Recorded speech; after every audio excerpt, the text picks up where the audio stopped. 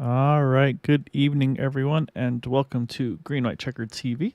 Tonight we have the Area 51 Dark Horse Series here tonight at Texas Motor Speedway. This is going to be race number 10 of 12, so just two more to go after tonight. And after tonight, it will be Loudon, New Hampshire, followed by the Indianapolis Motor Speedway. So kind of two kind of flat ovals, if you will, but of course racing very, very differently for those final two races after tonight. And right now, as things stand, it's showing Bruno Miranda as the 24-point lead over Nick DeGroot, 44 over Nick Stouffer, and then Craig Forsyth, Matt Wagner, 75 and 77 out respectively. So really, to me, probably a two-horse race. We'll have to kind of wait and see on that. But tonight, we'll have a 125-lap event here at Texas. Here in fuel window, probably in the low to mid 40 range. So pending it going green, and I kind of mentioned earlier on, I think turn 2 is going to be the trouble turn, so probably going to see some action there. So two stops on fuel if we go green, I say. But again, I have a feeling that we're going to probably see at least a couple, just from how difficult I should say turn 2 is. So we'll be definitely keeping an eye on that one here this evening. So right now at the moment, I say drivers still putting down their qualifying laps, still got a little bit of time to go. Say my original broadcast partner's having some weather issues, which is affecting his internet. So don't know if Andrew Wood's going to be able to make it tonight or not. However, I was able to wrangle in pull some family strings and get my brother in here. So Quabi, appreciate you hopping on here short notice. And yeah, say another mile and a half one. They've been a little wild here. Las Vegas last week, and it was a wild one over there. Matt Wagner pulling off the win with some fuel strategy, and then kind of cautions getting him into that fuel window. And yeah, I think Texas is going to be a very tricky one. Just the way turn one's a little bit of that slower turn, the way it exits off out of 2, the way it flattens out, and then of course 3 and 4 should be the keyword. Pretty much flat foot for all the drivers, just trying to find that cleaner on the front wing as they go through that 3 and 4 complex with the reconfigured track here. Yeah, it's funny how we call these cookie cutter tracks, but they all race pretty differently. And yeah, looking at the practice, turn 2 is going to be a problem. Maybe not yellows every time, but I think people are going to damage wheels and have to come make unscheduled pit stops. And you're going to lose 2.5 laps just by doing that, I think. Yeah, and then of course pit road as well is always the danger spot too, where if you try to short pit, you always put yourself at risk of getting trapped a lap down at these tracks, and with as difficult as it is to get on and off a pit road with these cars. So there's going to be a lot for these drivers to kind of have to play with and figure out, to feel out kind of what's going to work for them. Right now, it looks like we've had about 14 of our, I think about 24, 25 drivers so far. Great field, I need to mention as well. So appreciate all the drivers turning out for tonight. Looks like now up to about 16 drivers putting down a lap time so far in this one. It's going to be a challenge, I think, though, tonight. And yeah, like I said, I think turn 2 is going to be where I'm going to have a lot of attention trying to focus on, just because I think that's where things are going to happen.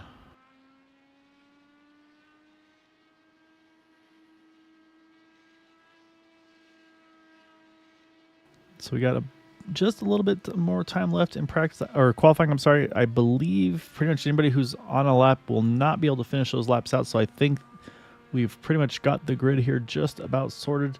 Just wait for it to switch sessions over to the race session. And the other thing to mention is track temperatures will kind of progressively drop as the race goes on. Right now, showing about 5:30 p.m. track time. 110 degrees track temperature. Actually, no, let me rephrase. 95 degrees track temperature just changed on me. And so, yeah, and you can see it there on the ticker here. I'll see if I can pull it back up if it readjusts it. No, it still says 110, but right now showing 95 degree track temperature. However, qualifying has just completed. So let's go and pull up our starting grid for tonight's event. And it is going to be Gary Laverne on pole position in that 32. Craig Forsyth second by 1/1000th of a second. Matt Wagner third. Eric Schaus, Bruno Miranda, our defending champion. Bruno in fifth. Yari Brupacher, Nick DeGroot, Edson Santos, Chris Stouffer, and Sheridan Wade are top 10. Then you got Jim Herrick as well with Sheridan. Sorry, I'm trying to fix some things. Jim Herrick, not Sheridan Wade. Nate Fields next to him in 12th.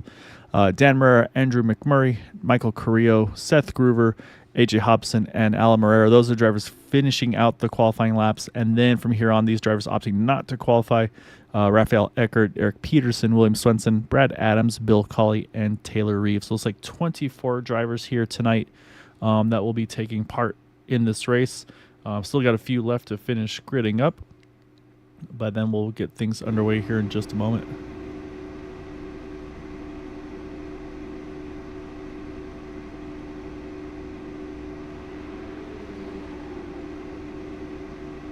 I believe this may be the first pole position for Gary Laverne, so a great lap for him there in that 32.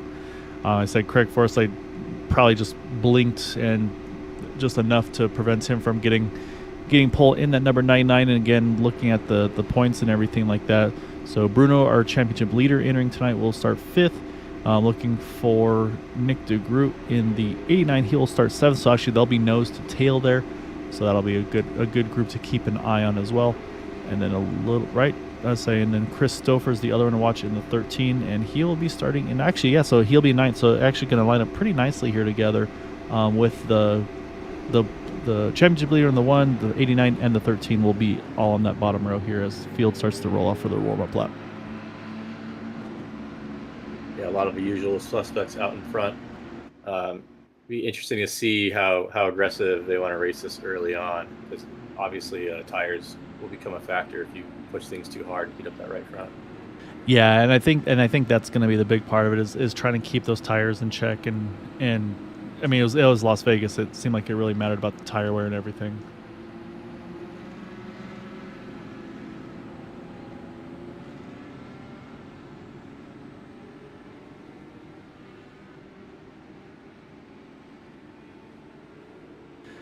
So we'll keep an eye on that. Looks like, we got all 24 drivers have just rolled off of pit. Actually, no, I'm lying. 22 drivers rolled off pit road. Eric Peterson and Taylor Reeves, not seeing them on track, unfortunately. So right now, 22 cars actually on grid. So we'll keep an eye out on those guys. We'll see, hopefully, Eric able to hop in here in a little bit in the 36, and Taylor Reeves as well in the 34. I think we need to keep an eye on Matt Wagner. He may try some fuel strategy since he was rewarded for doing it last week. He's in good position to save a few drops and maybe go a little bit long. Yeah, and I think that's the way to go. I mean, that's the way I prefer always doing it. So we'll see, though. We're going to switch it over, take a look at our starter cam. Initial start always on the green flag, and from then on, the field the leader controls it. And right off the bat, Eric Schaus wasting no time. Looked like a little bit of hiccups on a few of those drivers, either ready to go or not ready to go. As we're going to kick off 3 wide here into turn 1 for the first time. As these drivers wasting no time. So there's your answer about taking it easy on tires. They're right at it right off the get-go. Yeah, almost 4 wide for a moment. And yeah, so much for saving fuel. I think Matt wants to go to the front.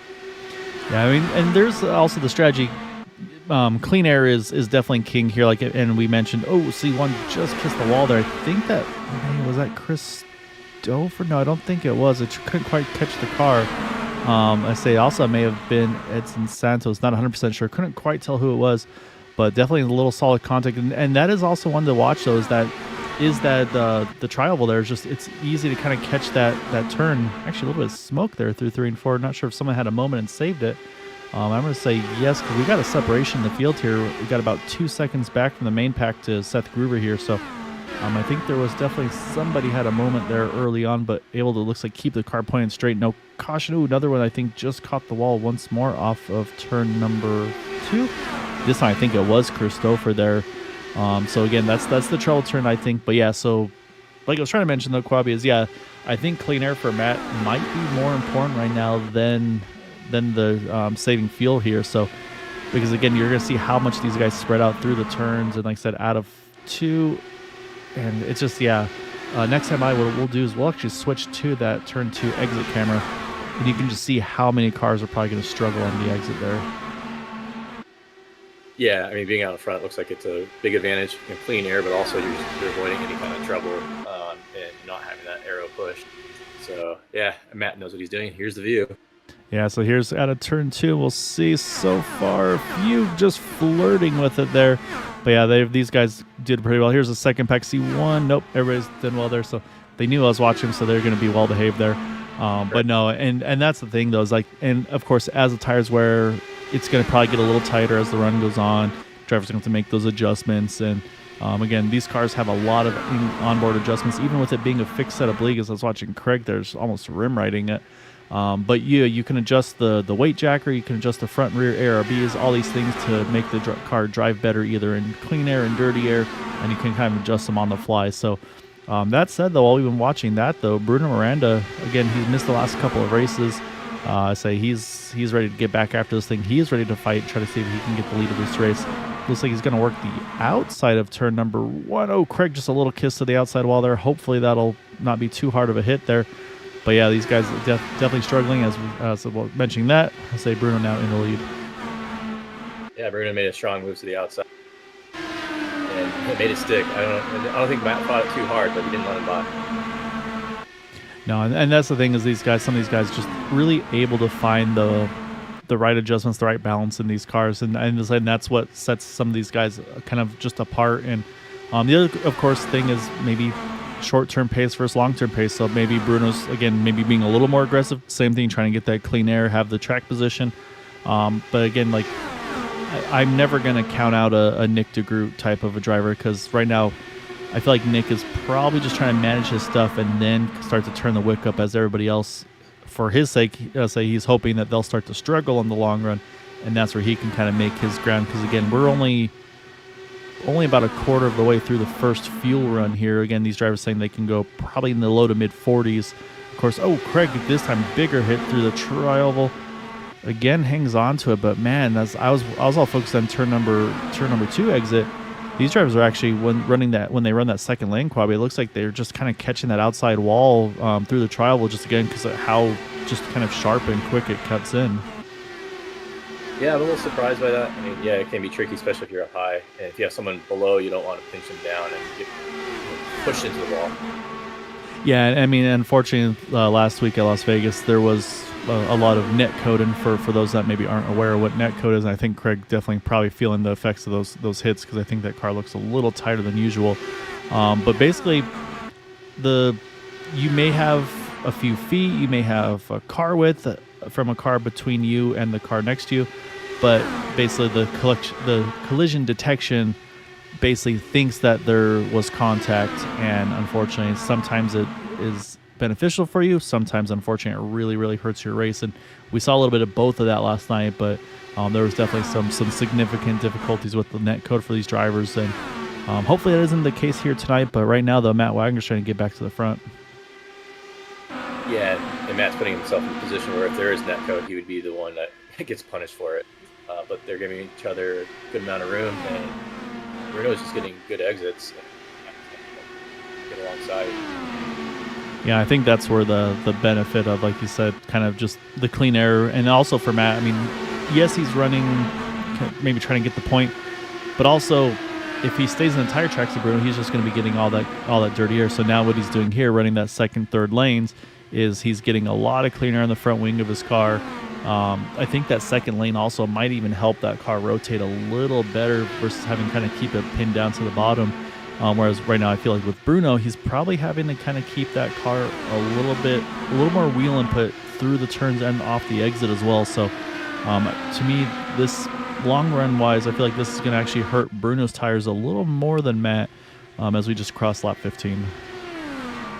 Yeah, that's a good point. But despite that, they are stretching things out a little bit. So even though I wouldn't say they're fully fighting, but I think Matt's running over the line where he doesn't have to push the car down so much, carrying the speed. They're not slingshotting, and they're still less of a gap now, but they're pulling a gap. Yeah, and I'm saying this is probably a tough track to do that slingshot draft, like you mentioned, just because of how quick everything kind of comes on. And I also do wonder if now maybe Matt's turned that wick down a little bit, trying to back the field numbers down a little bit. And I kind of feel that's the same for Yari here in the 49 and third now. I think Yari's probably just kind of playing it easy, taking his time, and just staying in a nice little pocket where he can still get a lot of draft. He hasn't had a lot of pressure from behind him. What I have noticed is we do have a bit of a top 6 breakaway. And we mentioned again the contact for Craig we've seen, and it's starting to stack up a little bit behind him here, and I'm not sure if that's again maybe from his damage or what it may be, but I mean he's about 1.2 seconds from those cars in front, And usually about 1.5 or so, I've always found is kind of the magic number with these cars where you start to pick up the draft. So some of the guys behind him, like right now, Sheridan Wade looking to the inside, AJ Hobson, Eric Schaus, some of these guys might start to get a little antsy, not wanting to stay behind him, not risk losing the draft for these cars up in front, because at that point you're going to start breaking up into even smaller and smaller packs. So I will be curious to see how aggressive maybe some of these guys are going to be to try to get around Craig, which right now I do think Sheridan's trying to find a way around. But Craig's just running just fast enough, basically, and able to. I mean, he's holding his line, he's not blocking or anything like that. It's just he's able to just run his pace, and it's enough to hold these guys at bay for now. Yeah, exactly. They may not be aware that Craig has some potential damage, but I think Sheridan needs a little bit of help to make the move, and he finally got it. His previous laps, the other guys were staying on Craig. Yeah, but the problem now is with that battling, what they were doing, they're now a little over 2 seconds back of Christopher now, who's the last car in that pack. I mentioned also maybe at some point we see Nick DeGroot kind of maybe trying to ease in his tires and then go after it. Now he's worked his way up into that 4th position. Now with Gary Laverne right behind him. So right now it's about a 2.3 second breakaway from these top 6 to that 7th place car of Sheridan Wade. And then, like I said, this is a really packed up group right now as well, from Sheridan all the way back to Edson Santos in that 20 car. And then it starts to space out a little bit. Everybody starts to kind of string out just a little bit. Alan Marrero, Jim Herrick a little further back. Dan Marrero, Nate Fields, like these guys are all kind of starting to space out a little bit more. And then you go up. As I said, caution is out. Oh, there it is on the... Oh, I think that was... Oh, man, we got a huge wreck. We got more cars piling into this wreck, unfortunately, afterwards. Craig was one of those involved. Oh, no, I'm sorry. That was not Craig, actually. I apologize. I thought I saw his car in there. But, man, we've got a big one here out of turn 4. Yeah, there's some messed up cars. Looks like at least one car took a tow. So we're going to try to go hunt this back down because I said we were focusing on a little bit further back. And it looks like I think it's actually from the front pack here. So we'll start up here up front here. And I just saw Gary. Oh, I think we're gonna see it probably right around this group here. We'll watch as they come through 3 and 4. So we can get a better look at it. And I think we're gonna see it right here. A little net code. A little bit of net code. Gary was underneath of Christopher, but according to iRacing, they were basically hitting each other, and oh my goodness, that just launches Gary there, and that's probably the car you saw take a tow there. And then unfortunately, again, like we're running super slow-mo right now, so take that for account. And now here comes all these other cars trying to find a way through, and there's the initial contact for the first group. Then you see Eric Schaus a little further back. He's trying to figure out where does he need to position his car to get on by, which he does. But then, unfortunately, just a little further back here, so this is where just everybody's you kind of go in blind a little bit, and then again, you've got a lot of speed going through, and so you see Michael Carrillo there involved, Bill Cawley, also who's that? Alan Marrero there. It looks like he may have just gone for a bit of a slide, but definitely a number of cars involved. You see, actually, the 55 and the 29 actually get kind of stuck together here. They're trying to get unhooked here, and Alan just stops, waits for him to get it squared away, and then he rolls out too. So good job by Alan being patient on that one. But yeah, unfortunately, a pretty big wreck there. As we were watching that, the drivers already hit pit road, got service done to their cars. So we'll step away for a moment, and we'll come back here on the one to go. So stay tuned. 40 Racewear, makers of the ultimate sim racing shoes and custom apparel designed for sim racing by sim racers. 40 racing shoes are engineered to connect racers to the pedals in a way no other racing shoe can, all the while giving you the comfort needed to complete those double and triple stints. Visit 40racewear.com and check out the latest sim racing products that let you connect to your sim.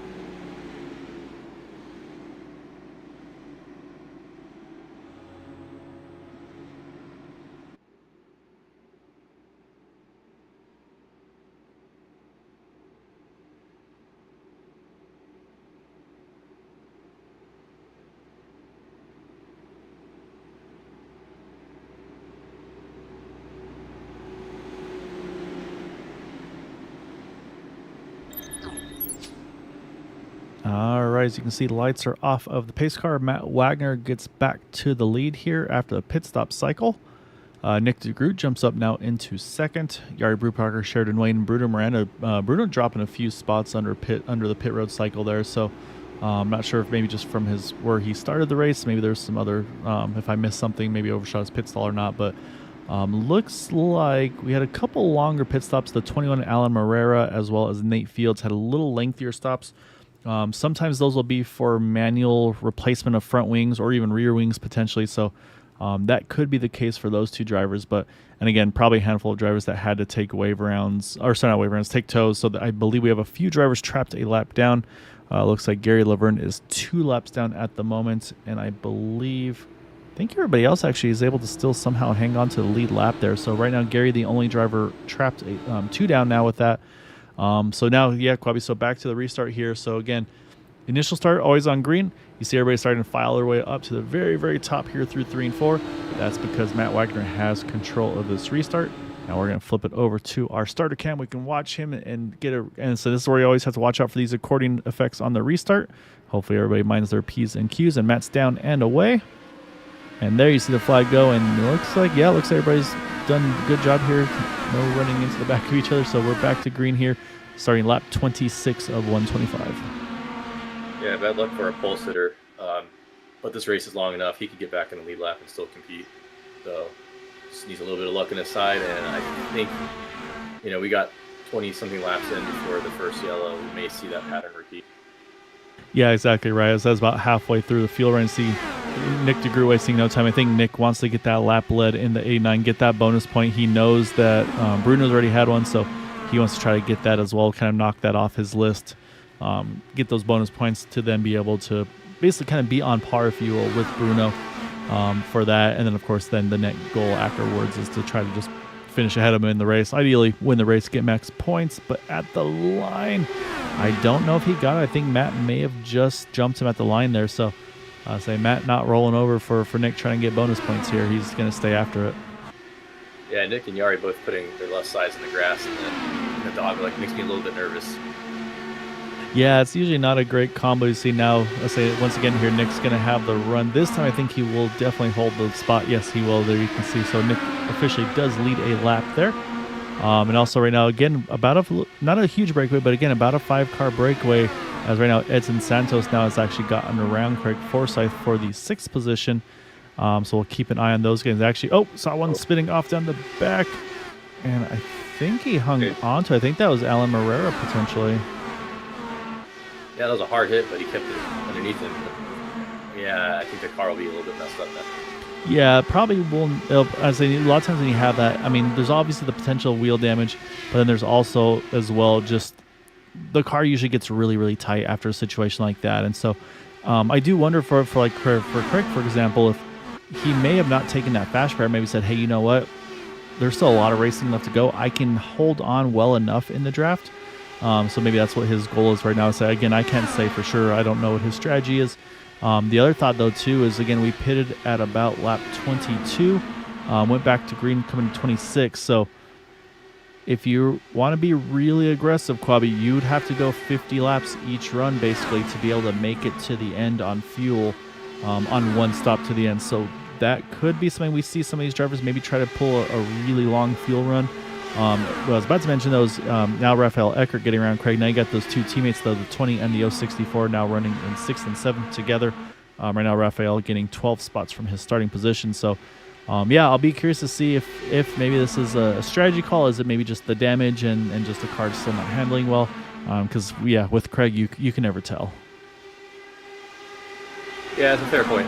Although I think he would want to stay in touch with his front group, get fuel saving benefits, especially if anyone's going to be trying to go 50 laps. They're going to need some aero help. Ooh, a little bit of. I saw a little piece of wing fly off. I think again we talked about netcode. I think that piece of wing probably came back, but right now again shows you how tight these guys are running right now. And again, we mentioned Sheridan Wade, I believe, was involved in that previous incident. Not 100% sure if it was he or his teammate Nate Fields. They kind of run inverted sister schemes, if you will. But I'll say right now, Sheridan, though, is making some big moves now up into that 2nd spot. Yeah. I'm really skeptical if anyone can make it 50 laps. I mean, I think we know Matt probably would try. If you were out there, you would try. But that's just a long way to go, especially with the risk of yelling them. Yeah, no, exactly right. I'll say, unfortunately, I would spy on Craig and see what he's doing, but unfortunately, I'll say with this one, you can see right here that those 6 squares on the bottom, those would tell us everything we would need to know. Unfortunately, as a spectator, you don't get to see them, so you don't see the front rear ARBs, the fuel maps, and all those things. So, however, in the car, Craig sees all these things as he's driving. So he knows exactly what he's doing, mile per gallon per lap, what fuel map he's in, and of course his adjustments and all that. So, it gets tight there out of turn 2. I'm almost thinking he may have tried to limp this, maybe limping this damage along till further on in the race. But, or like I said, or maybe he's just going all in on the fuel mileage. We'll have to wait and see. Still a long ways to go to get to that point. Yeah, but he keeps scaring the wall in turn 2. He's already done more than scared a couple times. So I'm thinking the former guess is probably what's going on. He just needs to stay off that wall, and apparently, I'm sure he did some repairs in the pit stop. If you do pass repair, doesn't look like it helped him much. Yeah, so these cars definitely not like the Xfinity trucks that we see on the super speedway side of things. They're a little harder to really get good repairs done on. As Sheridan Wade just flirting with the wall there off of 2. I think he was trying to cut underneath Nick DeGroot, then got the dirty air, and at that point you're just kind of along for the ride, unfortunately. And I look at my timing and scoring, I see a couple cars making some really big gains here. And so I think just drivers were kind of jumping around a little bit for a moment. So I was just making sure everything was good. But it looks like everybody is still in pack. And so, yeah, so right now, like talk about the Quabi, kind of about 3 or so packs starting to form once again. You got this top pack here with the top 8 from Nick to Eric. Then you got to go about a second back to now Jim Herrick and Craig Forsyth. And it looks like Alan Moreira is actually starting to pull himself back into this group as well. And I don't know, I always feel like Alan is a really good long run driver. So he's always one I try to watch over the course of the long runs. And again, we believe we saw him hit the wall a little bit out of 2, and then, like you said, it kind of went way down the track. But it looks like his car's hanging on okay, pretty decently at the moment. So hopefully not too much harm and foul there. Yeah, Herrick and his group, if they hustle right now, they can bridge back up to that front group, but it's pretty close.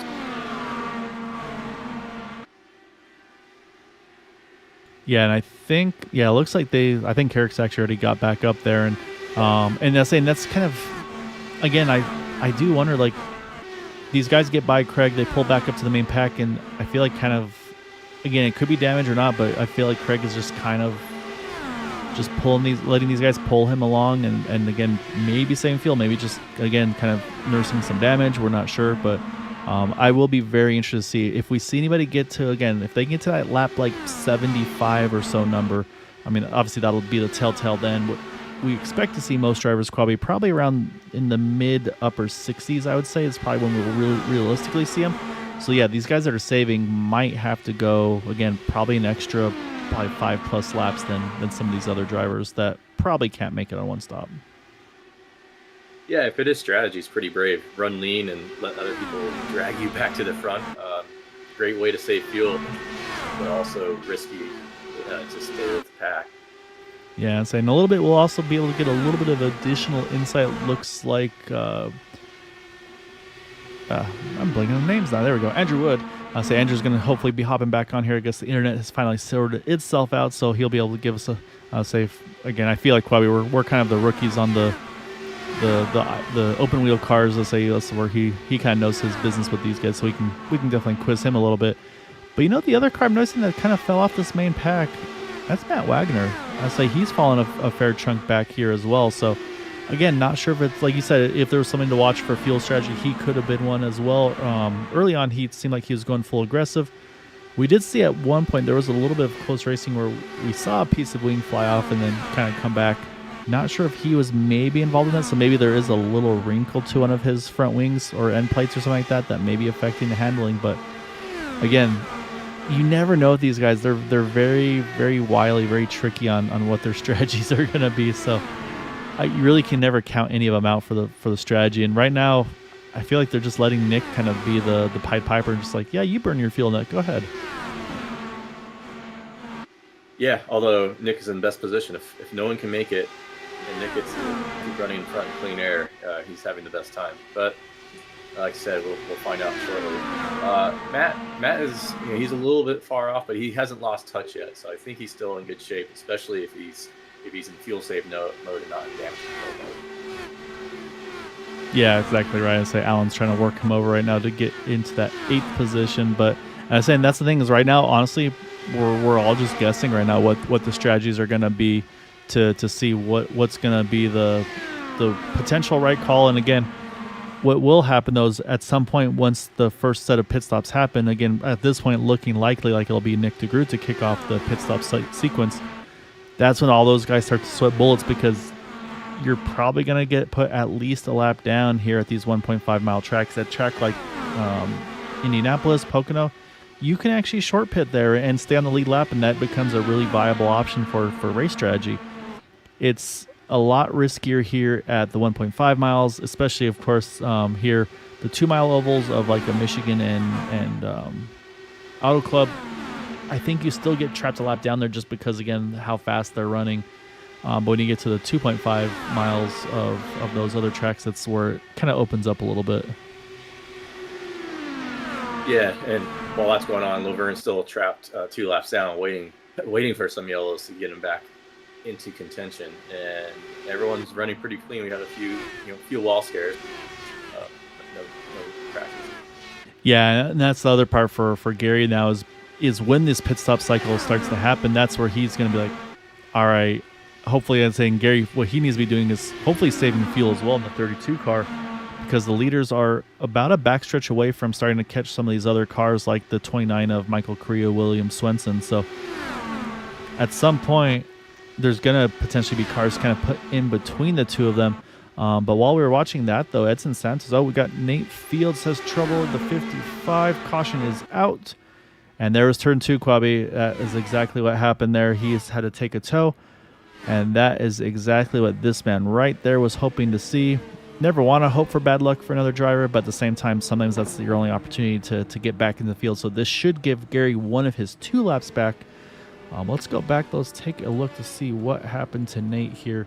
But again, I think it's turn 2, though. It's going to bite another one. And what we'll do this time is we'll watch off the back of turn 2, and we'll get a good look at it here. We're going to be focusing on that pink car in the middle. And you can already see that car just tracking out way wider than he wants to. Again, that looks like just dirty air from that blue car in front. Catches the outside wall, and then from there, that thing just goes straight to the inside wall. And that's about as hard as you can hit there. And then at that point, you see the car just kind of the car gets stuck into the inside wall. And then at that point, I'd say that's where then iRacing decides to throw the yellow in. So caution back out here. Now, would Gary stay out, you think, and try to get a wave around? No, so what they've done here is with the way that they've made some adjustments for the normal IndyCar approach. Gary would have to stay out to then get waved around, but actually he, like in the super speedway side of things, he actually does get a free pass here, so he can stay out here. You'll see him drive around the pace car in just a moment, and then he can actually pit and get service. So it's actually, I'd say it's really nice for Gary because he doesn't wind up being off sequence or anything. And as you see there, he goes now. So going from that 2 down to 1 down left in here, as we see the field all hitting pit road. Matt Wagner hitting his stall, looking for. Oh, there's Bruno. So I was trying to remember who our pole sitters were, but it looks like Edson Santos going to win the race off pit road. So getting the job done there in the pits to take the point. So while they finish their pit stops and everything cycles around, we'll step away one more time, and we'll be back here on the one to go. Stay tuned. 40 Racewear, makers of the ultimate sim racing shoes and custom apparel designed for sim racing by sim racers. 40 racing shoes are engineered to connect racers to the pedals in a way no other racing shoe can, all the while giving you the comfort needed to complete those double and triple stints. Visit 40racewear.com and check out the latest sim racing products that let you connect to your sim.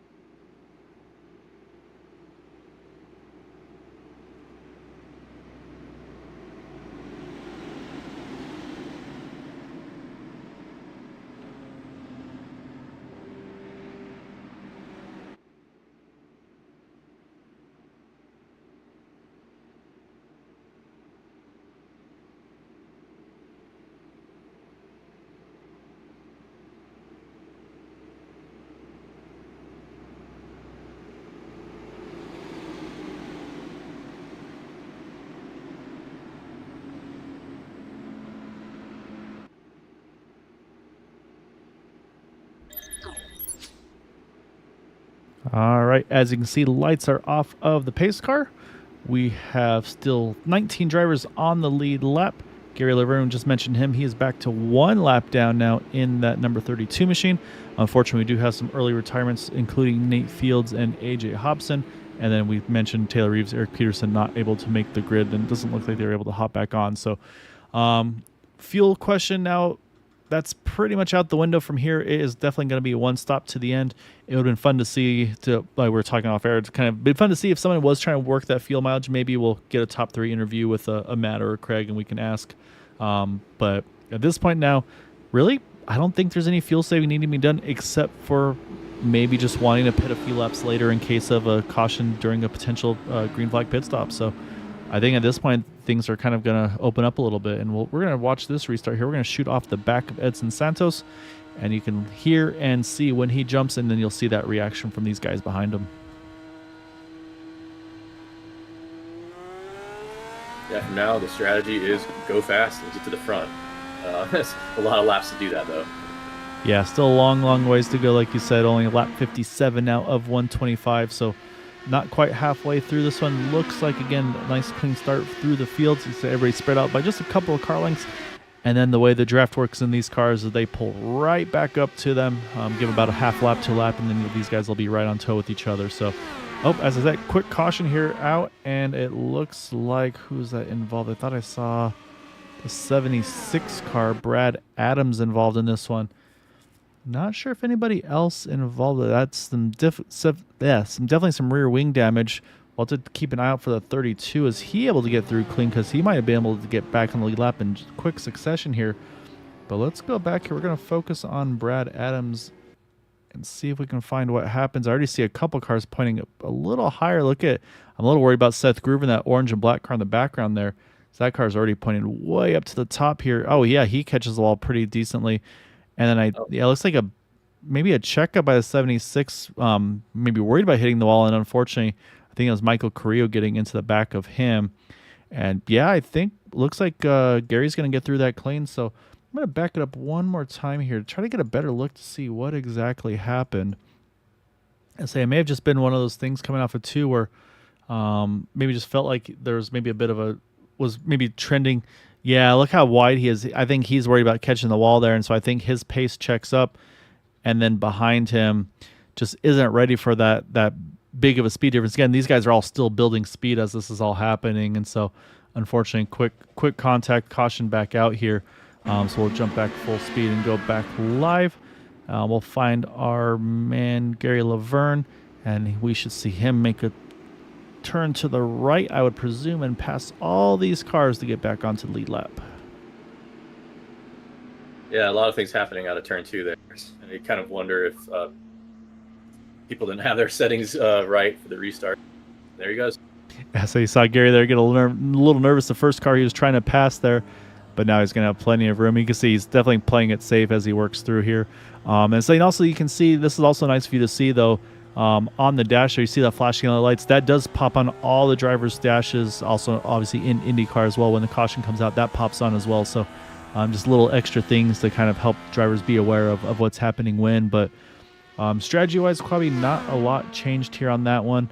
It looks like we had William Swenson in the 69 on back. These guys all pitted, so the 69, the 31, all pitted. Brad Adams, we just obviously mentioned, he had to pit there.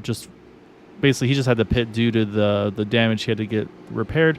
And then Seth Groover on pit road as well. So, yeah, so I'll say I'm a little surprised none of the other front runners at least maybe try to do a little splash. Just again, I mean, if I'm towards the back half of the group, I mean, I think I would have come in there and just, again, you might be able to pit there a few more laps further out than the other guys, but maybe just with it being a restart lap, they said, that's not enough.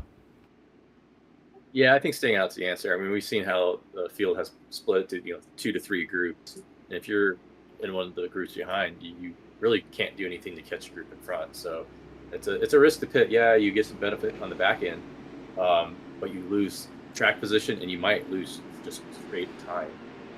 Yeah, and that is also, again, with the single file restarts too, the further back you go, the little bit more stressful it winds up being. And so I'll say we definitely gotta, I have to do a little bit of gratuitous attention. So pull up that number 30. Sorry, pull up the 02 car, I should say, of Seth Greer for Mama to watch.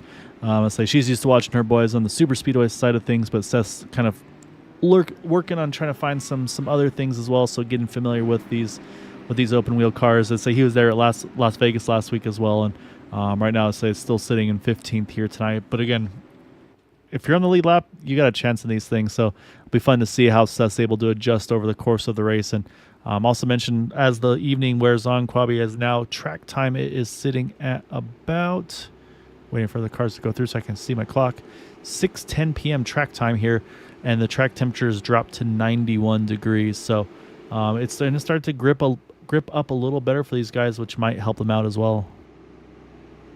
Yeah, we'll see if it's enough to keep people off the wall. I mean, the way the cars are pushing, I think there's not going to be enough grip to change it, at least for this evening. But I think right now, as people start running harder and harder, we're going to see more wall hits and potentially more yellows, which could result in a really frantic finish. Yeah, and of course, once you get to the kind of the second half of the race, which we're just about to get there, I think basically one lap after the restart will be the halfway point. Here's where we're going to start 61 right now.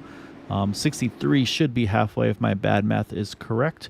And so, yeah, and that's the other thing too, is when you start getting to that point, these guys will again start to get a little antsier, like, okay, I want to get that track position back and all those kinds of things. And so a little more risks maybe being taken from some drivers in that point of the race. So yeah, it'll be interesting to see how it goes. Obviously in this first half or so, we've only had 3 yellows for 12 laps. So honestly, not that bad. With this tricky, especially, I mean, again, turn 2 to me has been definitely the scariest spot. So these guys are going to have to, again, make some adjustments, and be curious to see who's got what left kind of in their pocket for maybe some strategy. Well, congrats on the good math. Public school treated you pretty well, I guess. But still one pit stop to do. It's, I think you will see some people try to run long because the caution seems inevitable. The question really is, will we get to the pit stops before that caution flies? I'd love to see a green flag pit stop, but that could also breed its own caution with how tricky the entry is with the speed of these cars.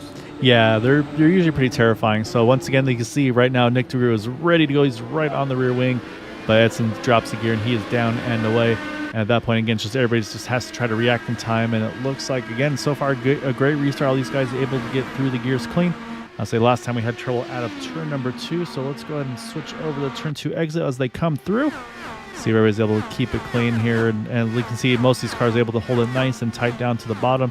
And yeah, so first time through 1 and 2 again, everybody's good to go. But now, let's say turn 3, I feel like cold tires, full of fuel, these cars are going to start to get a little sketchy in 3. But Nick DeGroot, though, he wants to take advantage here, going straight to the front as he's going to take the lead back from Edson. Yeah, Nick wasting no time getting into that clean air, and I have a feeling we're going to see him fighting to stay in that position for the rest of the race. Yes, and this is where I think Nick wants to be, is he wants to try to and it looks like, again, we saw that earlier as well, I think it was from Bruno, he wants to kind of hug this white line as we do just now cross halfway point. But yeah, I think he wants to hug this white line where they can usually get away with it a little further. Yeah, so the front 4 kind of separated themselves a little bit. I think if they keep racing this way, the next cars will creep their way back in. But they need to be running hard in 5th place and beyond. Otherwise, they might see the top 4 down the road. Yeah, Sheridan's dropped about 9/10 off, but I say that you'll see that ticker start to go back the right way, and actually pretty quickly there as he entered turn number 1. And yeah, like we talked about, that 1.5 second mark, that's usually the magic number for the draft window. So right now the whole field is still within the draft of each other. Everybody's able to hang on.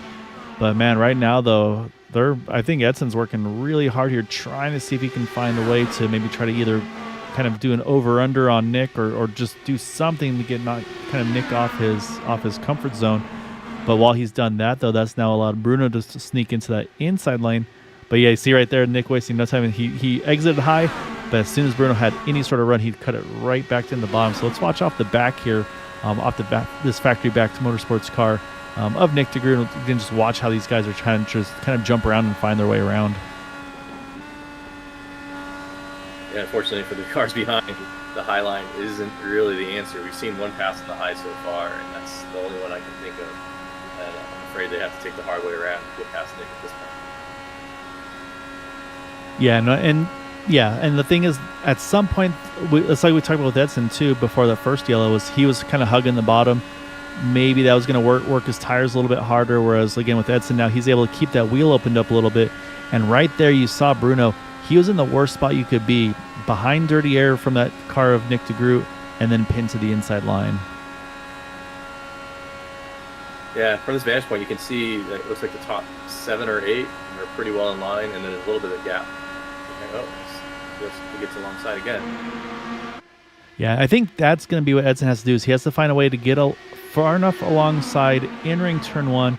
And again, it's going to be that risk versus reward though, Quabi. Ooh, saw a big group there behind there with Craig Forsyth. Yeah, these guys are kind of going at it here too. They got these 4 cars right now just all lined up on top of each other pretty much. Raphael Ecker, Andrew McMurray's there. Who else is in there? Christopher's in that mix as well. So I say these guys are all having a really good fight here as well, just outside the top 10 at the moment. Well, a couple are top 10, a couple are just outside top 10. Oh man, Raphael's flirting with the wall there out of 2. But yeah, I think for Edson though, he's doing what he's doing right here. He's kind of staying wide, cuts it down, and picks up a big toe off of Nick, and then tries to run the top side. But I think actually now he's going to play a little bit of defense, it looks like, because I think Bruno running that third lane was actually making him a little bit worried. But Lucas popped in the mix here, Quabi. We talked about him just a little bit earlier on, but now Alan Morera's worked his way up all the way up into the top 5 here right off the bat. So it's again almost going 3 wide here with the top 3. So right now he's actually got a pretty good view of this fight in front of him. Yeah, they're mixing it up pretty well. Keep giving each other good room, so I think they're going to keep off each other. Netcode willing. But yeah, he's in great position. Like, this is about the time you want to be in the top 5. And well, we still have a little bit of time before pit window opens, another 15 laps or so. Yeah, and that's going to be the next question. And actually, as I bring in Andrew on this one with our pro open wheeler here. All right, Andrew, so we know everybody's good to go to the end on one more stop of fuel here. It's obviously a risk versus reward here, short pitting at the 1.5 mile tracks. We haven't got to a green flag pit stop yet due to some cautions, maybe about halfway through, a little over halfway through the fuel run. Do you consider short pitting to maybe try to give yourself some clean air to work here at Texas, or do you say, I got to go as long as I humanly can because I do not want to get trapped a lap down here? Yeah, Gael, good to be here. Had some issues before, but here I am, and happy to be with you tonight. These 1.5 mile ovals tend to be a little bit strange with the strategy. A short pit can definitely help you out if you feel like you need to actually make a fuel number. If it's staying out will help you make the fuel number, but if it makes it sound like that the guys are able to make it, then I think staying out is probably the best thing, because you're going to stay in the draft. People that are around, especially these guys who are up front and staying in the draft, you're going to run faster lap times, especially with the lower fuel tank. So I think it's actually going to be helpful to stay out as long as everybody else stays out. But once these guys start to peel off, I think they're going to be a little uncertain with how they stand. So I think they're going to all stay out as long as they possibly can, just in case they get trapped by yellow of some sort. Yeah, so it'll be fun to see, and I do agree with you. I think I'd be doing the same, as running as far as I can. As this top 4 battle has gotten wild. Nick's going to go big move there from top to bottom. He's going to get back to the point entering turn 1. Yeah, that was a wild move he did down the front straightaway. Very risky, trying to get to the inside, but looks like the track conditions right now are favorable to run the white line on the bottom. And if those guys can stay on the white line, then it's going to be very tough to try and pass them down the line. Yeah, and that's exactly it. Is they've been pretty much, the leaders have been trying to, I think, live in the white line. Something Quabi and I mentioned earlier was, even though obviously the white line you get the clean air and all that, I feel like you still have to have a little bit of extra wheel input in the wheel to kind of hold it down there. So that's where, like, you see Edson right now running that second lane, able to maybe open the wheel up a little more because he's still got clean air on the front wing of his car. I mean, do you think over time that's actually going to maybe hurt Nick more, having to hold the bottom as tight as he is just to protect it? Or But that's something Quab and I were talking earlier. We feel like running that white line is probably going to wear the tires out just a little bit more than opening it up a little bit on exits. Yeah, the right side tires are really taking a beating if you're holding it down to the white line, but it all depends on how packed up this race is, and you can see that the top 9 right now are completely packed up, and if the guys are able to hold the bottom, it's going to be very, very difficult to try and get a run. But we did see Nick move from 4th to 1st in that one corner a couple laps ago, so I think that's actually going to be something to think about towards the end of the race. In terms of making the fuel strategy, it gets to be a little bit tricky, especially when you get towards the end of the race, and you have to actually figure out where your lines are going to be for the last few laps. I think I heard a one car check up a bunch there. I went to try to see what it was. I think where I like to be right now, it's kind of where Craig Forsyth is, where you're in the main pack here, or even maybe even Andrew McMurray, Jim Herrick. You're in the main pack, but you've got some wiggle room because I don't know if we're going to get to that fuel window here as hard as these guys are racing for the lead. We've had some really good racing, and let's say this will feel like Auto Club 2.0 to you, Andrew, is the exit of turn 2. That has definitely been the trouble turn for a lot of drivers. Just the way it flattens out, it's a slower turn, and we've seen drivers really kind of, as that track opens up or flattens out, I guess I should say, it's really easy for them to kind of kiss the wall for 4. And we'll actually pull it up here one more time to show everybody here as they come out of 4, to show just how some of these drivers are getting right to the absolute edge of the wall and exit. Or more than kissing in some cases. Oh yeah, and then some. I think that you mentioned Craig Forsyth just sitting outside the top 10 right now. He is definitely one of those guys that is playing the fuel game, which you mentioned on most of these broadcasts here. Another thing to keep in mind here is that if he is saving the fuel that he needs, just kind of hanging out towards the back of the top 10, he's actually going to have a shorter stop. So even if he's like 2 seconds back, two or 2.5 seconds back, he might have a shorter pit stop, which could springboard him towards the front of this pack race here. But again, these guys that are holding the white line towards the front, they're going to really have some sort of advantage when they get to the point where they can hold that line and not be passed very easily. Yeah, I'm going to hop on board with Alan Morera right now because he's in the thick of this thing. We just saw how close it was between Eric Schaus and Raphael Eckert there. And actually, I would say also looking at the gearing you saw there, he's actually dropping it all the way down to 4th gear through turns 1 and 2. And really doesn't look like I'm seeing a lot of 6th gear being used out of these cars.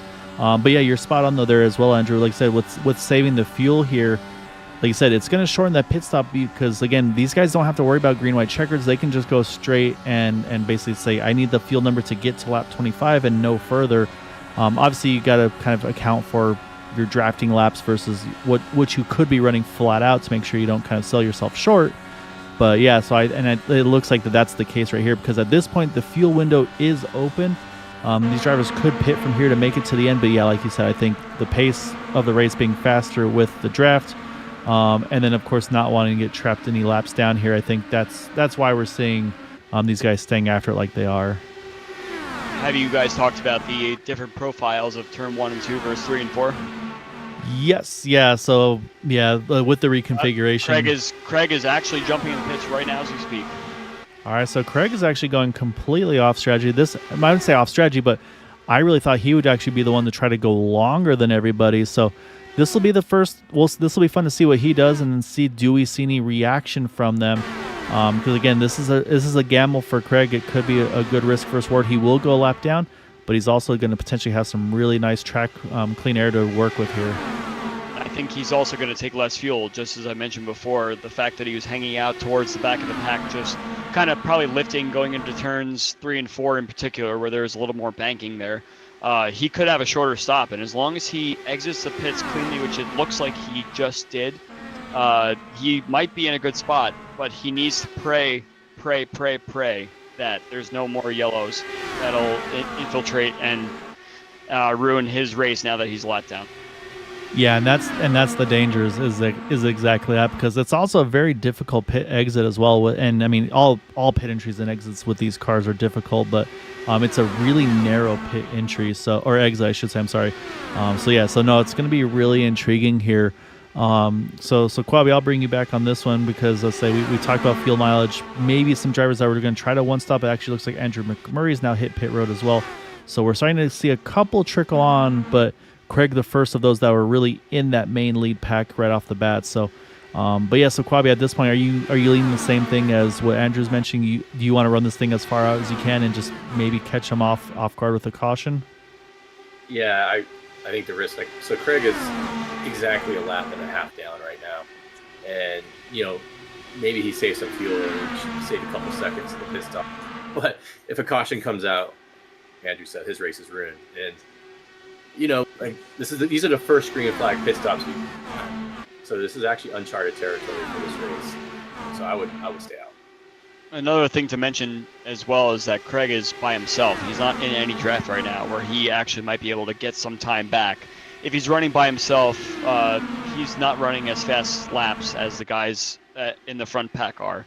Because even if you're the leader, you're still being kind of pushed by the cars behind. So I think those guys up front still are running faster lap times than what Craig is doing right now. So every lap where there's no one around him, he's kind of losing time. So you can see that he just did a 24.7, and the guys up front are all doing 24.8. Yeah, it looks like about the same actually. So maybe the front guys aren't running as fast in the pack as they are expected to. Yeah, actually, it looks like the leaders just dropped out of the 25s. Yeah, and it looks like Craig has someone he's working with. So he may not be in bad shape after all, especially if the leaders do lose a little more pace. He might actually undercut them.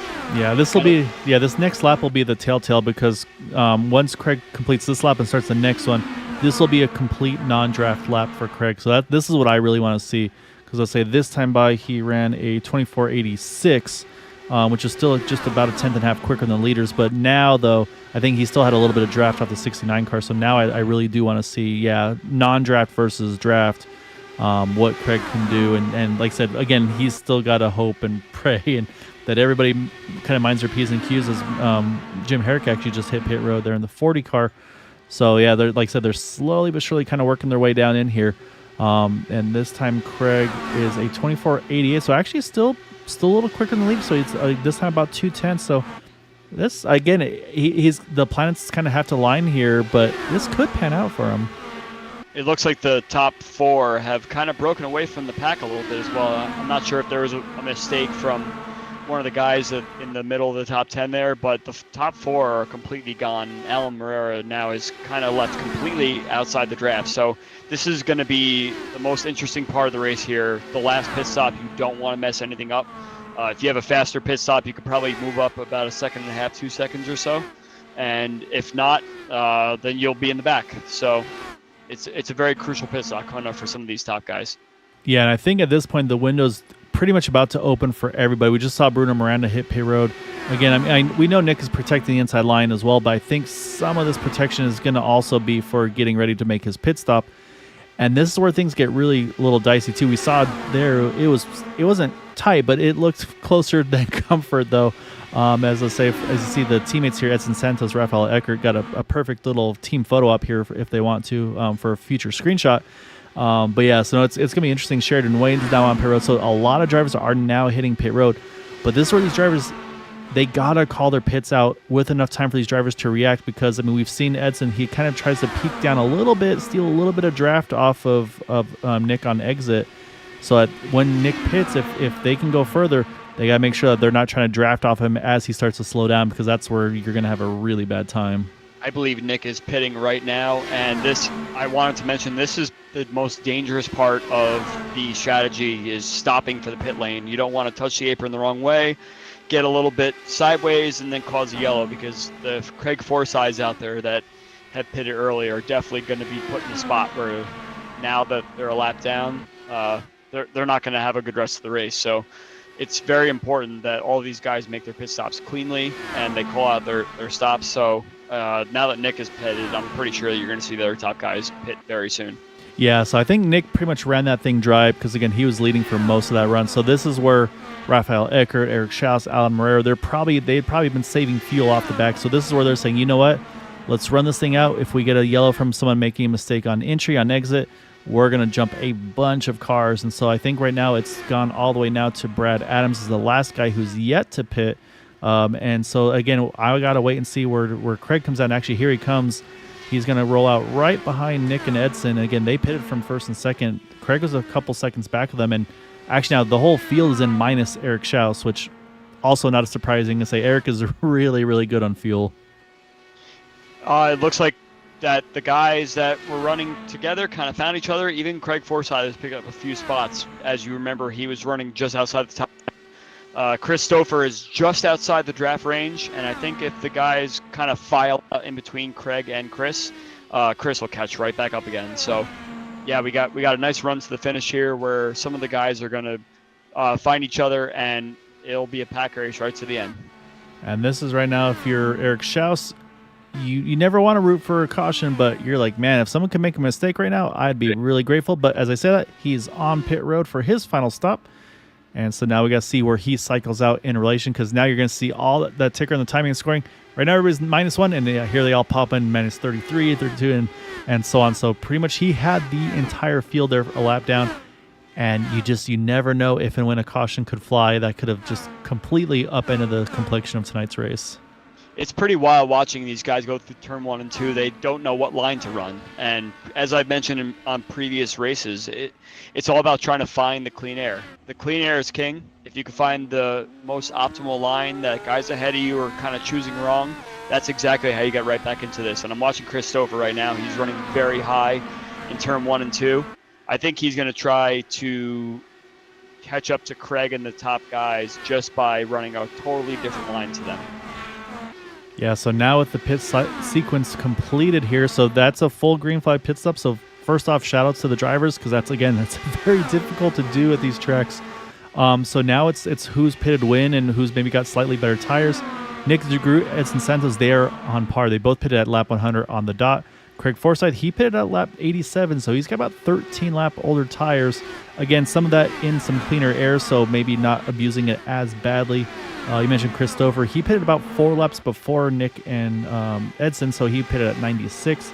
And then you go to Raphael Ecker, Eric Schaus pitting at 102, 104. And as I say that, Raphael just put down the fastest lap of the race, 24:41.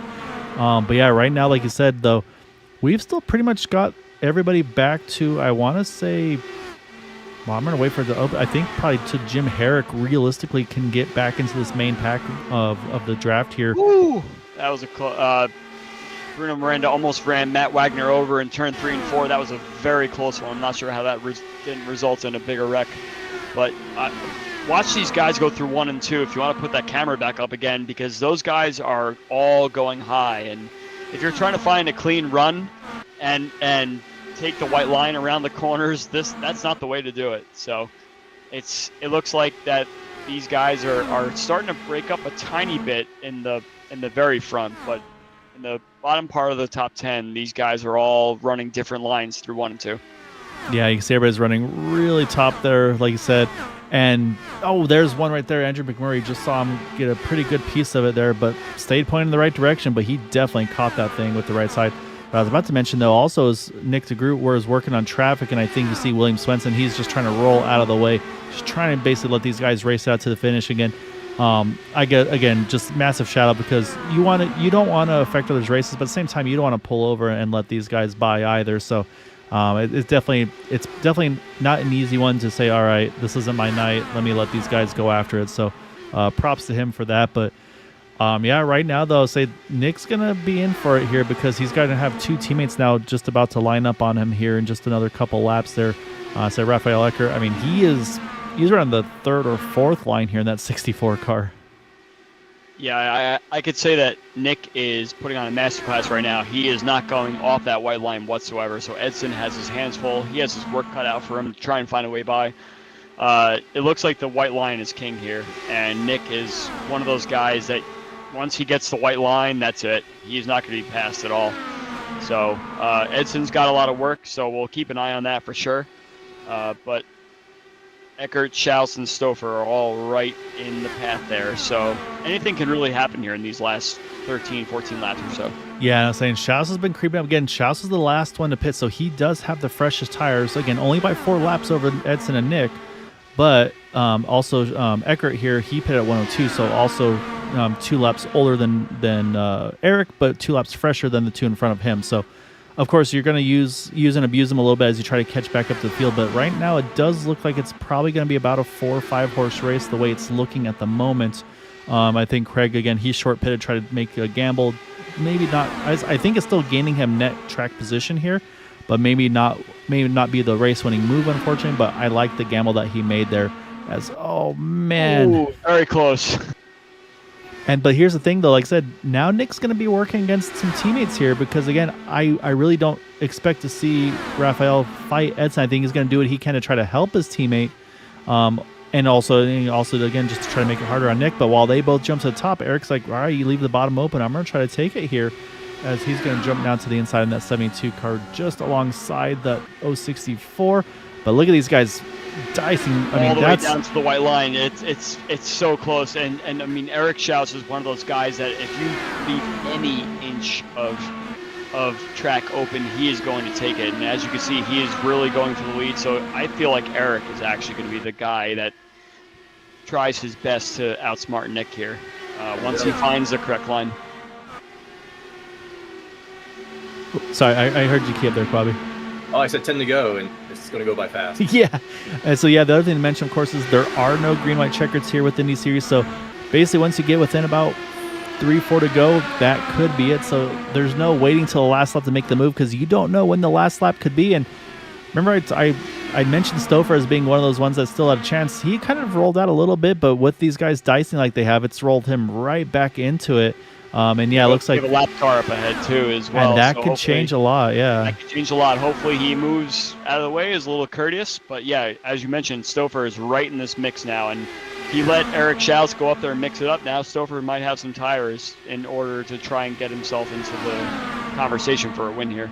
Yeah, and you see right there, Seth has gone as far as he could there to the top there, and Nick DeGroot is just using him for all he can here to help his own cause. But yeah, you can see, though, that Seth is just trying to get to that third lane, just like, go on by, guys. I know what you guys are going after. So he's still trying to get, just a little kiss there for Raphael up in the wall there as well. But these guys are giving it everything they can, 2x2, down all the straightaways. But I really do think that white line is king right now, just how I've seen it race thus far. I think that Nick is going to be very hard to go after. As you see, they go 3 wide into 3, actually, with a lot of momentum.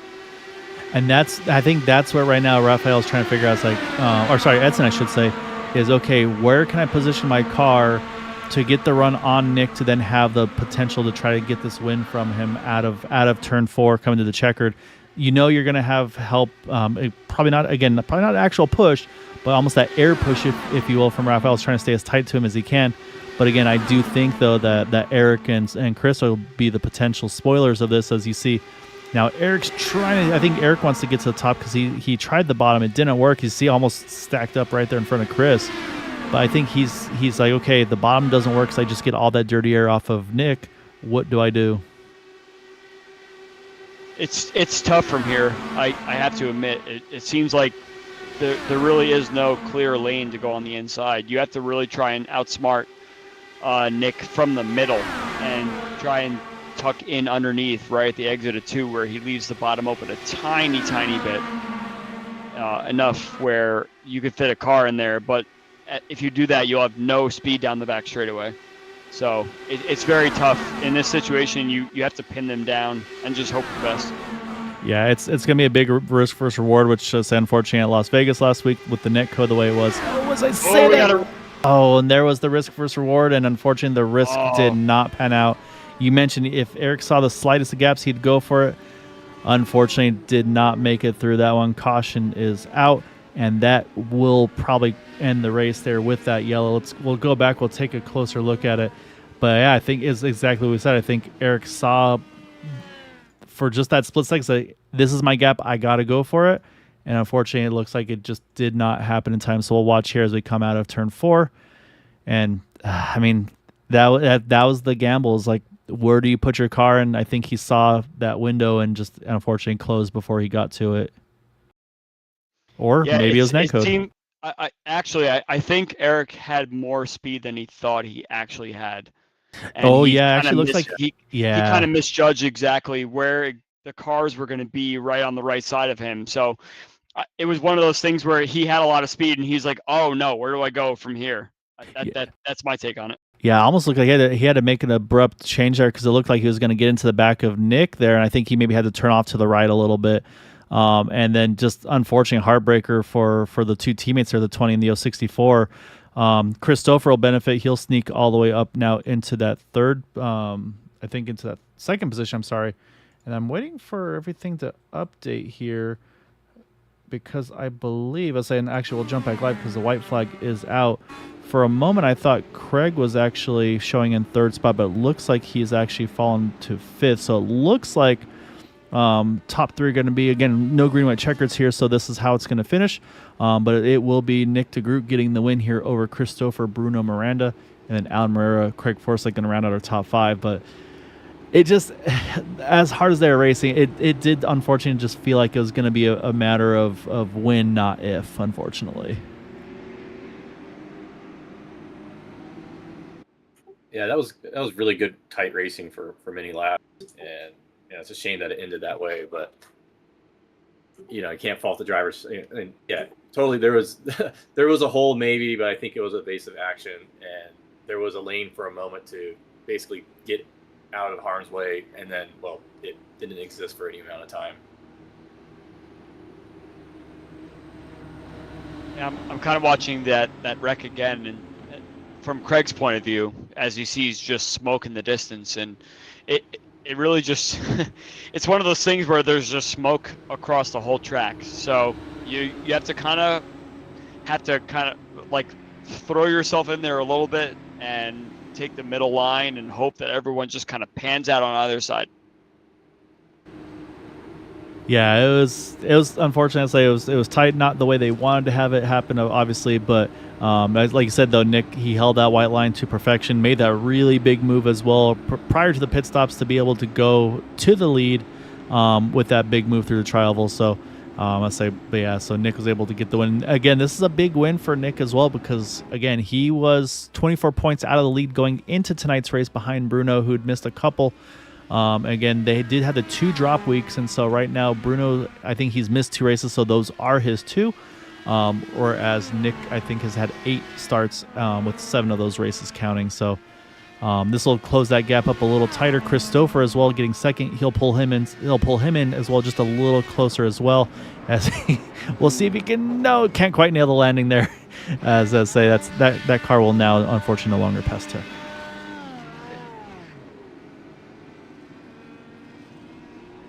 So while we watch him celebrate, we'll pull up our final results before we get to those interviews. As it will be Nick DeGroot getting the win here over Christopher, Bruno Miranda, Alan Moreira, Craig Forsyth. Matt Wagner going to bring home 6th after the win last week. Yari Brupacher, Jim Herrick.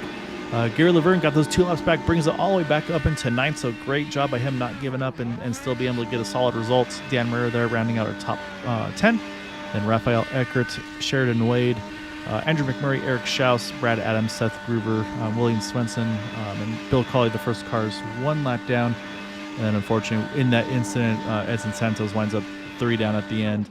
And then early retirements we mentioned of Michael Creo, Michael Creo and Nate Fields, AJ Hobson as well. And then, unfortunately, not able to make the race tonight were Eric Peterson and Taylor Reeves. All right, so with that, we got to chat with some drivers. We'll see if usually sometimes Bruno comes in, sometimes he's got a person to help with the interviews, but either way, we'll keep an eye out for him. But what we will do is we'll kick it off with Mr. Christopher. So let me get his info all pulled up here so we can look professional.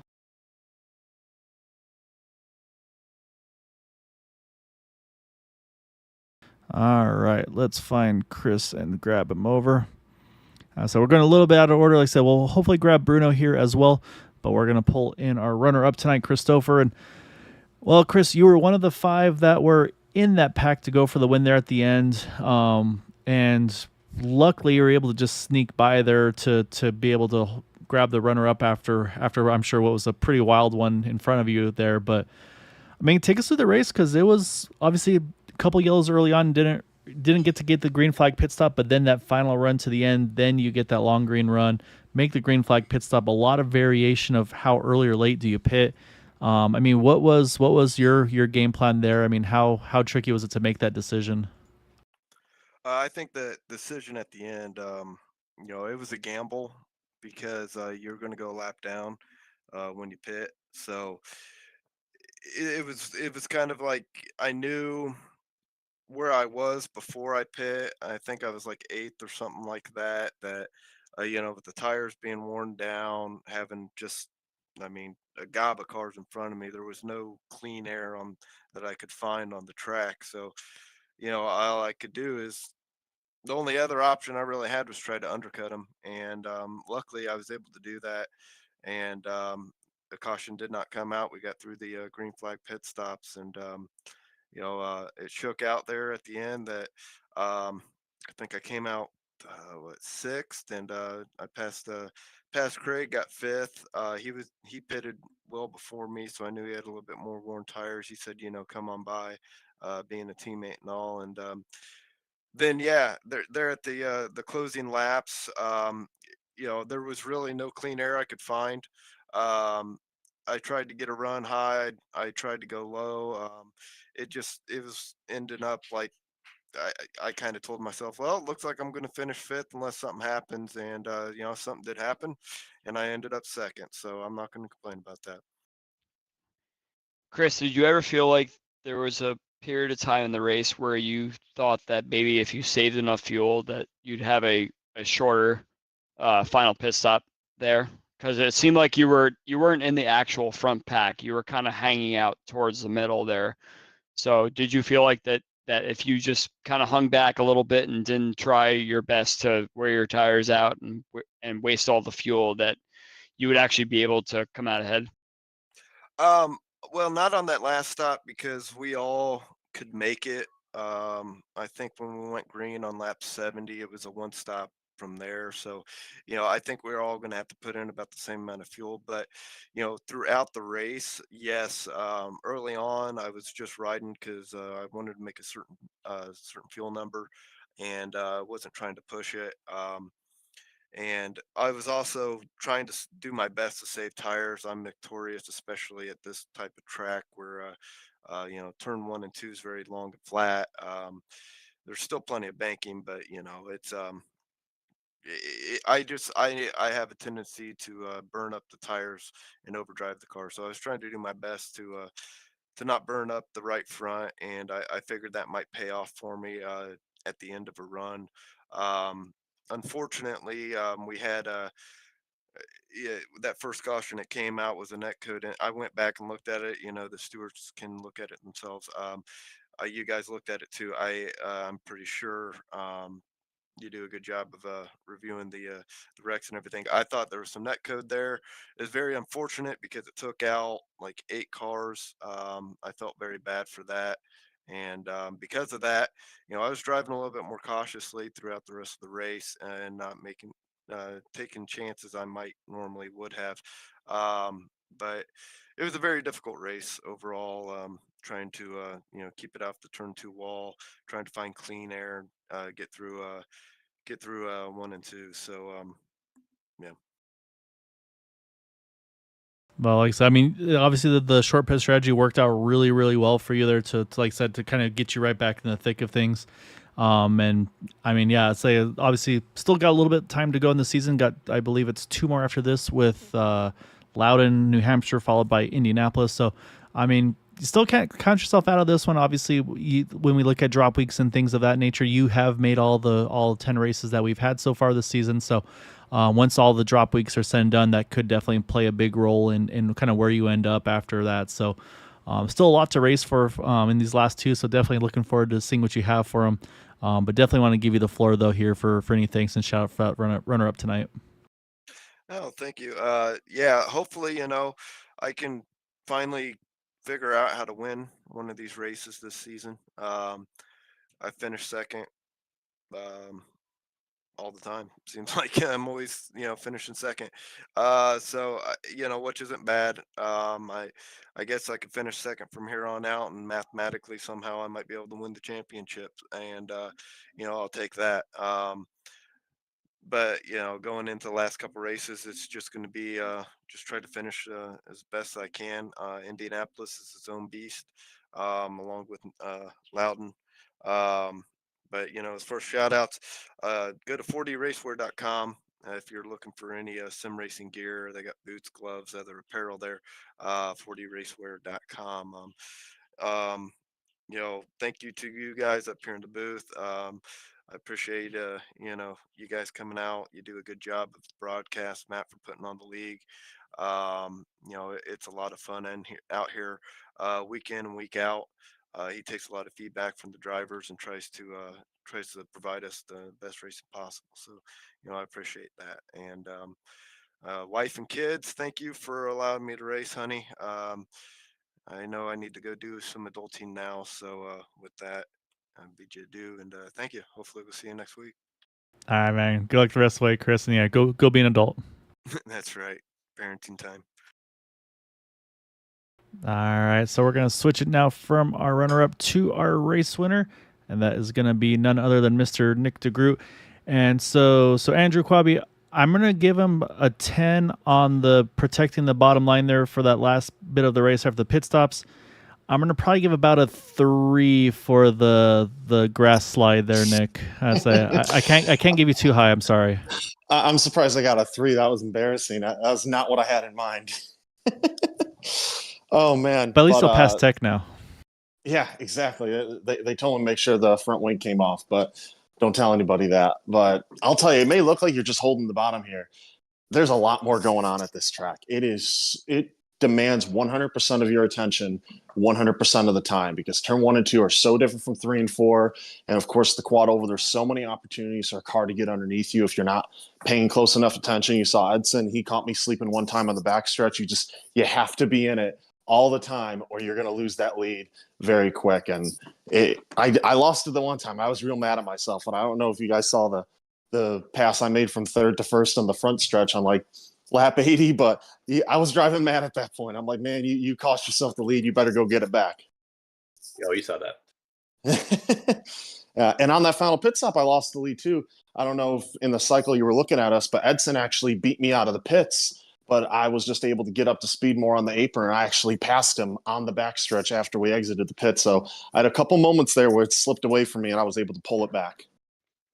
Yeah, that's a question I want to ask you there, Nick, is it seemed like you were kind of hogging that white line pretty well.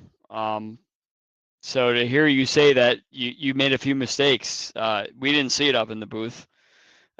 How hard was it to actually keep the white line going the whole time? Because as someone who's done this before, finding these tracks where you could just hug the white line, how hard was it actually to stay down there and keep your position through the whole time?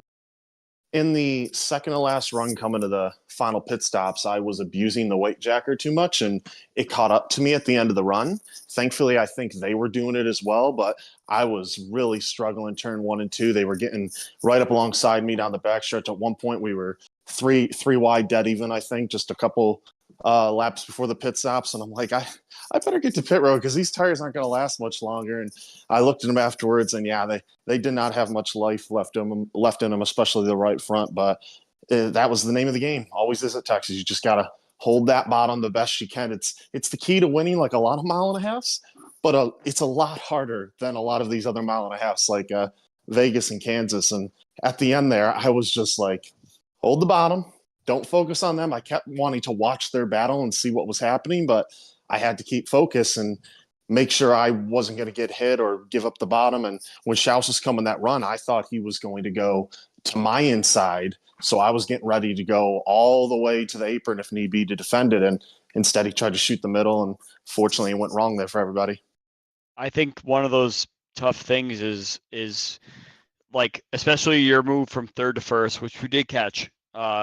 It just seems to be one of those situations where you can put yourself down there on the white line, but if you're able to kind of hold it through the middle and the exit is a whole nother story. So let's talk about that actual move there. Did you feel like you actually had the pass completed, or did you think that you were going to kind of push up from the white line there and possibly ruin your run down the back straightaway? Yeah, one thing I was very careful about in that race, and even while doing that pass, I had it in my mind. You're going to have a lot of extra speed entering this corner if this works. So give it up on entry. It's always better to give up more on entry so you don't sacrifice the exit. Because if you sacrifice the exit and you have to let out of the throttle there, you're not just going to lose speed down the backstretch. You're going to lose speed through 3 and 4. You're going to lose it on the frontage. You're going to lose speed for 3/4 of the lap. So it is much better conservative on entry, even if you're slower, just so you can nail that exit. And thankfully, I don't think I ever missed that exit during the race, because that would have been costly. Well, so now we go to the point side of things because we got 2 to go, and you're creeping in there. Say now it's only 8 points between you and Bruno for the final 2 races. I mean, obviously I know you want to win, you want to get the best you can, but I mean, do you now start kind of eyeballing where Bruno is on track throughout the race, or I mean, what's the strategy going into these final 2? I was making the mistake earlier this season of focusing on what Bruno was doing instead of what I was doing, and it cost me a few times. I tripped over myself, so I've moved away from that. I'm just going to do the best I can do. He'll do the best he can do, and where he finishes and where I finish, we'll let the dice fall where they do. And I will say, though, I did have it in my mind at the end of that race. I'm like, I knew all those cars that just wrecked were not Bruno, so I really would appreciate it if they didn't, because that was just a few free spots for him, but that's just how it goes sometimes. Well, it'll be fun to see you guys battle out to the end. But yeah, congrats again, though, on the win. Before we let you go, definitely want to give you the floor for any thanks and shouts for that win this evening. Oh, yeah. As always, thank you, everybody at Factory Back Motorsports, from our great partners at Canvas Shoes, KilbyMoore.com, Motorsport.com. And we recently added a new sponsor, a Southwestern restaurant chain, Los Polos Hermanos. Happy to have them on the car, and glad we get them a win in their first race. Well, so they're going to say, be careful. They're going to keep wanting more of them, but I'm sure you'll be happy to oblige. But no, great job, though, tonight, Nick, and looking forward to seeing you the final couple races, man. Thank you, guys. Looking forward to it. All right, and we have one special edition interview because we got to talk to this man right here, and that is Mr. Bill Colley, because we didn't get to interview him last week after his podium at Las Vegas, and he spent a lot of time getting his microphone all squared away, and I think some of the admins were working with him. And Bill, obviously not the night you're hoping for tonight, but I mean, still though, I mean, kind of a sister track, if you will, to some extent with Vegas. But I mean, how was I said we'll go to that race first. Let's say how was that race, kind of getting that podium and kind of maybe knocking that monkey off your shoulders a little bit. I thought I was going to finish 5th.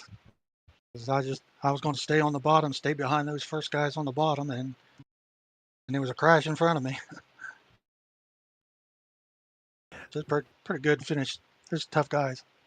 Yeah, these guys are kind of monsters for the most part in this series, and I mean, I feel like I've gotten to race with you some, and obviously get to broadcast, so I see a lot of what you do over the course of the seasons, and I mean, I feel like you've kind of I watched the progression of you kind of get to comfortable with these cars, and then from there it's then making like, okay, now I'm gonna be more aggressive or whatever those things may be, holding. And I feel like, yeah, it's just one of those things, like the more seasons you've had with us here, like it feels like the more you've kind of been gaining and improving. And is that something that you've been noticing as well? Is that something, like, are there certain things like I want to accomplish these things this race this season, or I mean, how do you take your mindset through these?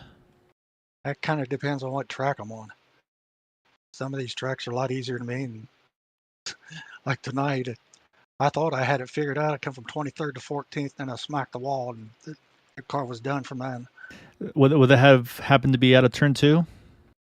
Yep. Yeah. I think I did it 4 times. You were not the LA one, Bill. Don't feel bad.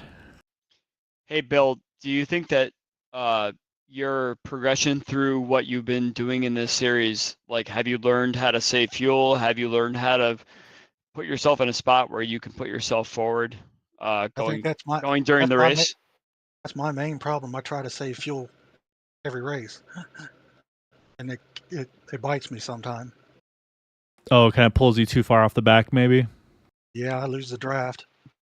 And I mean, but I think Andres, you probably speak for this too. I think that's that balance you try to find is okay. Obviously, yeah, we can throw a map 5. You go full fuel save, but then, like I said, it maybe either pulls you off the draft or puts you potentially in a bad situation where some of the guys are full rich or whatever. Like, so maybe it's finding that kind of that happy balance in between to find the balance of it. Because I know, like, a lot of guys I've seen initially tried just fuel saving on map 1. with a lot of throttle control, and I could never do that. I had to use the built-in maps in the car to do it myself. Yeah, I know somebody once told, I think it was somebody in the league, I can't remember who it was, said if fuel map 5, if you stay on it flat out, it's not the same as saving on fuel map 3 and lifting. So Yeah, you have a situation where you have to actually put yourself in a spot to try and take your foot off the throttle a little bit to try and save it middle of the corner and then get out of it on exit. And it's definitely an art. The whole fuel saving situation is an art, and the more you do it, the more you find yourself putting yourself in a spot where you actually can lower your fuel number for a longer period of time rather than just being out there by yourself. So yeah, it's one of those things that you can figure it out later on down the line. I've won some other races on the the regular site. I fuel saving. I run my own fuel runs, real map 1, 2, 3, 4, 5 to see what I could do flat out. And sometimes you get on them sites and I'm thinking, why ain't these guys pitting? And then I end up beating them on fuel. Yeah, you need someone to help you for sure. So it's something you'll learn over time, I think.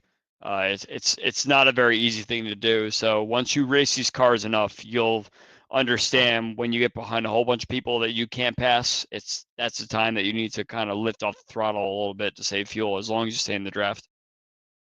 Mm-hmm. Yeah, but now, like I said, obviously tonight wasn't the ideal one for you, but like I said, you still got 2 more to go in the season. But like I said, we want to definitely be able to pull in your interview after last week's podium. As I honestly, I was like, Matt's like, oh yeah, Gal and Bill have a date. I was like, what? And I forget what I had for lunch yesterday, kind of a situation for me. But no, Bill, again, I mean, amazing job, like I said, last week in that podium. As I say, it's always been fun watching you racing the series. But we definitely want to give you the floor, though, for any thanks and shouts for that podium you had last week at Vegas, man. All right. Thank you, guys. Yeah, it was fun. Fun finally getting to race up front. We're definitely looking forward to see more of it from you. I say Loudon will be its own animal next week. I'm nervous for that one for myself. I'd say, and then of course Indy. So it should be a lot of fun seeing you over there too, man. So good luck the rest of the way, and definitely stay safe with all the weather and storms in your area, man. Hope everything's gonna be okay. Yeah, they've went through. The news is off. So it was on from like 7 o'clock to 9 o'clock. Oh, I'm glad to hear that, man. So yeah, I had a tornado 20 miles south of me. So all right, well, yeah, you keep staying safe then, man. All right. All right. Everybody else, thanks everybody. Have a good one. All right, so that was Bill Colley. So we wanted to pull him in. Obviously, we weren't able to interview him last week after his Las Vegas podium, say microphone difficulties, but definitely wanted to give him some of his well-deserved kind of shout-outs and all that as well. And yeah, so unfortunately we weren't able to get an interview with Bruno. He had to step away and kind of had to do the same thing as Chris there, had to go do some adulting. So, but yeah, so it's like I said, Chris is still on the outside looking in, but right now, let's say, and again, if Bruno and Nick, if they focus on each other too much, I think Chris could definitely swoop in and try to snag a couple good points out of them in these final 2 races and make it a 3-horse race. It's a very close championship every time. There's no one that's a clear winner as we go into the final couple of races. So I think we're in a spot where we could see a very close battle going into the final race, and it's going to be wild to watch the whole thing unfold. Yeah, it's going to be a lot of fun. So yes, I'm glad you got your stuff squared away, Andrew. It's good to have you. It's like good to have your input here at the end, because like I said, I know you know your stuff way better than I do. Quabi, definitely also appreciate you hopping off short notice as well. And then, yeah, so everybody that was watching, support us here on Green White Checkered. Say, Mama Groover, hope you start feeling better as well. Papa, if you are or were watching, I say definitely hope you're feeling better soon too. I'll definitely look forward to getting you back up into the cars as well with these. So that'll do it for us tonight. I will be back on Thursday night calling the Xfinity Series. Boomer's got some real life racing he's going to be working on, so good luck to him. I'm excited to see how that goes for him. And yeah, like I said, really, really appreciate everybody with the support. I say we got just a few more weeks, and then somehow we're going to be crowning some champions here in just a few weeks' time. So, but yeah, again, thank you guys, appreciate it, and look forward to seeing you all here in a couple nights' time. So until then, take care, stay safe, have a good night, and we'll see you all on Thursday.